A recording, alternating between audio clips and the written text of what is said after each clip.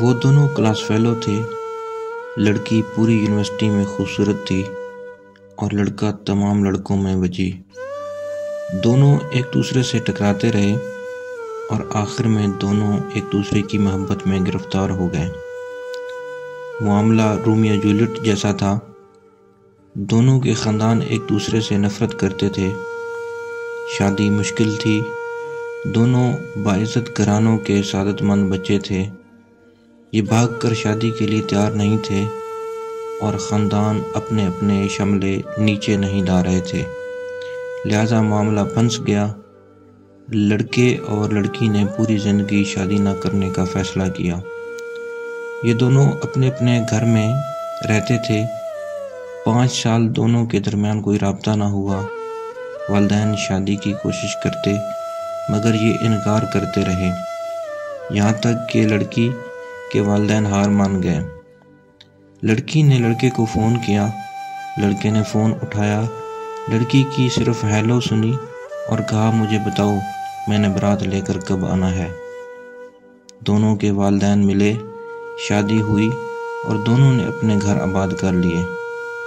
لڑکے نے کاروبار شروع کیا، اللہ تعالیٰ نے کرم کیا اور وہ خوشحال ہو گئے۔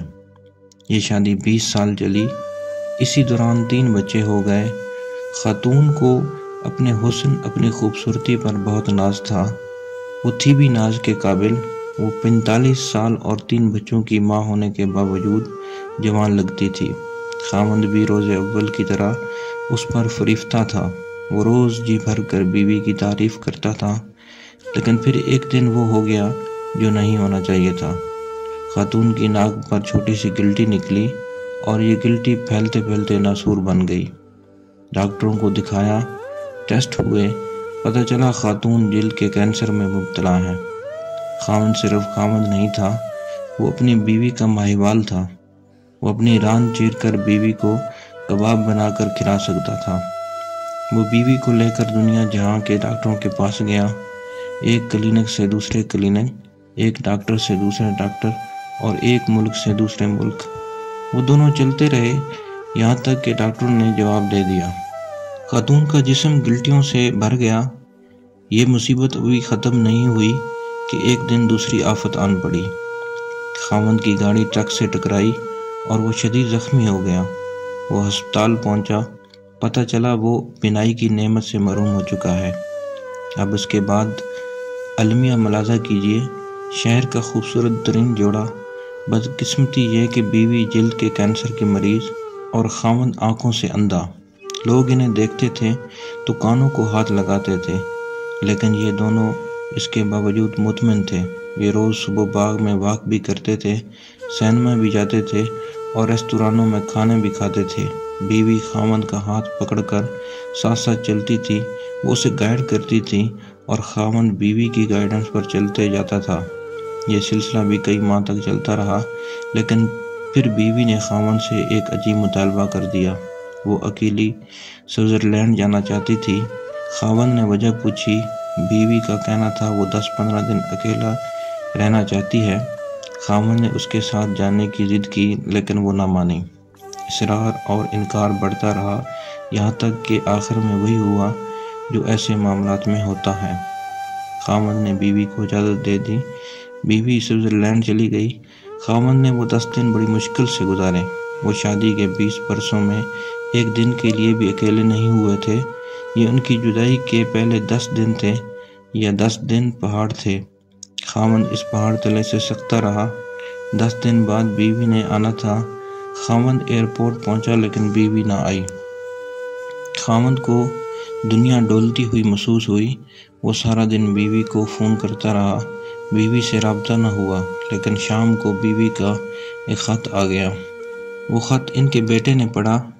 وہ خط صرف خط نہیں تھا، وہ ایک تحریری قیامت تھی اور پورا خاندان اس تحریری قیامت کا شکار ہوتا چلا گیا۔ میں اس قیامت کی طرف آنے سے قبل آپ کو دنیا کی ایک خوفناک لیکن دلچسپ حقیقت بتاتا چلوں۔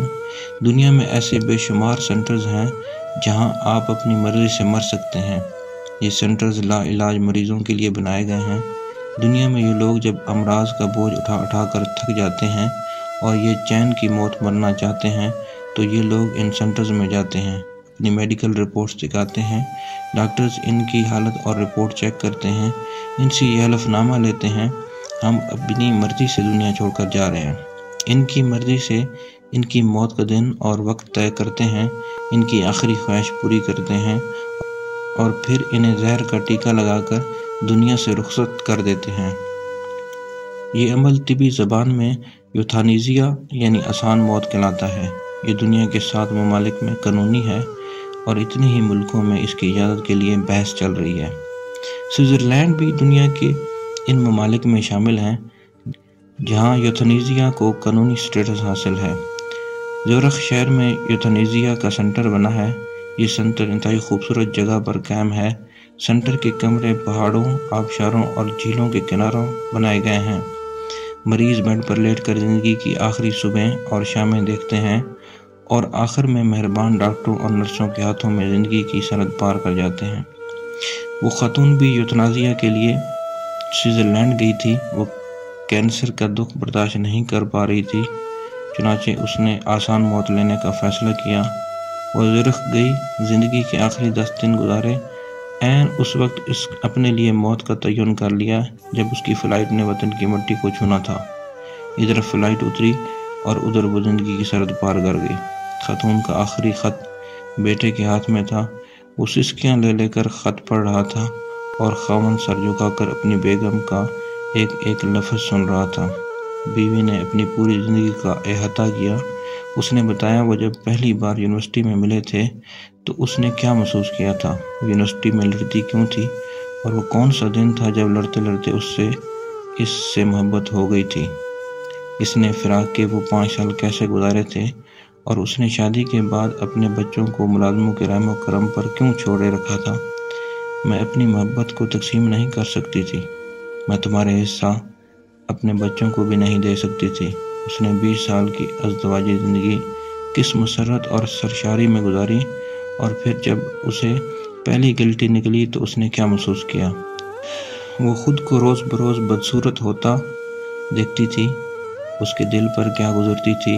وہ قدرت کا یہ فیصلہ بھی سہتی چلی گئی، لیکن پھر عجیب واقعہ ہوا۔ آپ نے پہلے بچے بورڈنگ سکول میں بھیج دیے۔ میں جانتی تھی آپ نے یہ فیصلہ کیوں کیا۔ آپ نہیں چاہتے تھے میرے بچے مجھے اس حالت میں دیکھیں اور پھر میں ان کی آنکھوں میں اپنے لیے ترس دیکھوں۔